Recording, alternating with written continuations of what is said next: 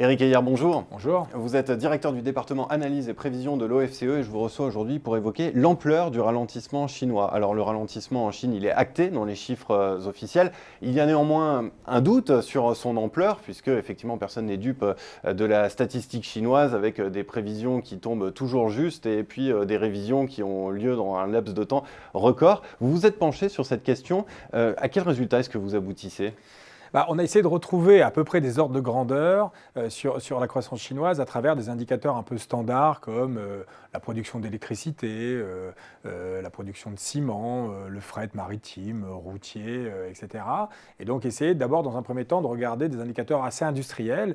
Et là, ce que l'on voit, c'est que sur le passé, ça collait très bien avec la comptabilité chinoise, en tout cas les ordres de grandeur. Et depuis 2013, il y a une vraie rupture. C'est qu'effectivement, ces indicateurs-là prendraient plutôt un ralentissement bien plus marqué de l'économie chinoise, qui ne passerait pas de 11-12% à 6%, mais 11-12% à 2%. Et donc, c'était la première interrogation, c'était est-ce que finalement, les comptes chinois ne surestimaient pas finalement la croissance chinoise. Alors, c'était sans doute oublié qu'il y a une transformation du modèle chinois aujourd'hui, modèle de croissance, qui est un peu moins tourné vers l'extérieur et l'industrie, mais un peu plus vers la consommation interne. Une économie plus autocentrée. Plus autocentrée et avec un développement des services. Et donc, tous ces indicateurs que l'on retenait, comme la production d'électricité, de ciment, etc., étaient insuffisants pour mesurer la croissance chinoise. Et donc, si on enrichissait ce modèle de base par des indicateurs un peu plus de services et de consommation,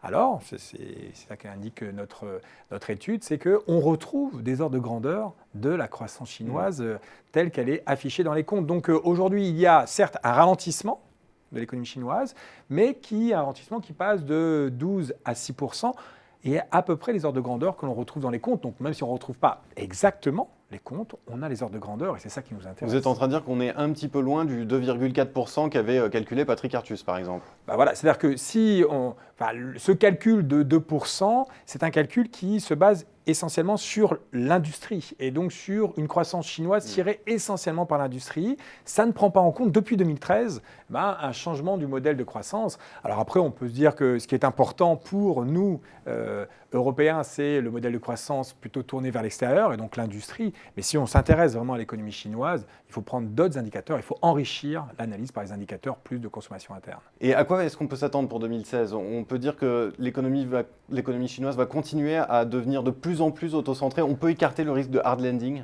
Alors, il est toujours difficile d'écarter tout grand risque, mais en tout cas, ce n'est pas notre scénario central. À l'OCE, on reste sur ce ralentissement, donc un ralentissement, encore une fois, qui passe de 12 à 6, mais on devrait rester vers des croissances autour de 6%. Nous, on est légèrement en dessous de 6% cette année et l'année prochaine, et en 2017, on pourrait repasser au-dessus des 6%. Ce qu'il faut voir, c'est qu'il y a tout de même, selon nous, un réservoir de productivité assez important en Chine, avec le fait qu'il y a une masse de main-d'œuvre qui peut passer de la campagne vers les villes. Et ça peut multiplier par 4 la productivité chinoise. Et donc, si vous avez une productivité qui s'accélère, alors les salaires peuvent augmenter et s'accélérer, et donc la consommation peut s'enclencher. Donc c'est vraiment là l'enjeu massif pour la Chine, c'est de réussir ce transfert de main-d'œuvre de la campagne vers la ville. Donc c'est des enjeux d'urbanisation et d'environnement finalement qui sont assez clés pour cette réussite.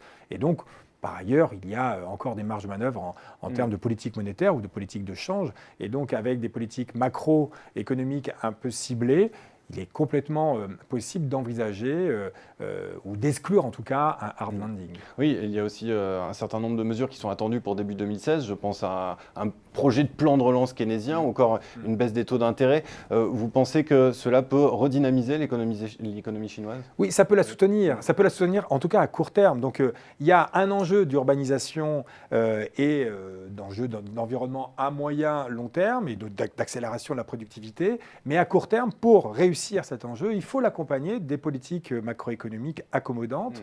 Donc, celles que vous avez décrites sont justes. On peut aussi rajouter le fait que le yuan peut se désolidariser du dollar. C'est une idée qui fait son chemin en Chine. Et donc, vous voyez que la hausse du dollar que l'on anticipe avec l'appréciation des taux d'intérêt et le resserrement de la politique monétaire américaine, les Chinois craignent cela et donc décident de non plus le cibler sur une monnaie, mais sur un panier de monnaies, et notamment l'euro. Et donc, ça leur permettra d'avoir une monnaie qui se dévalue par rapport au dollar, et donc, y compris de rester un peu plus compétitif. Eh bien, merci beaucoup, Éric Heyer, pour cet éclairage. Merci.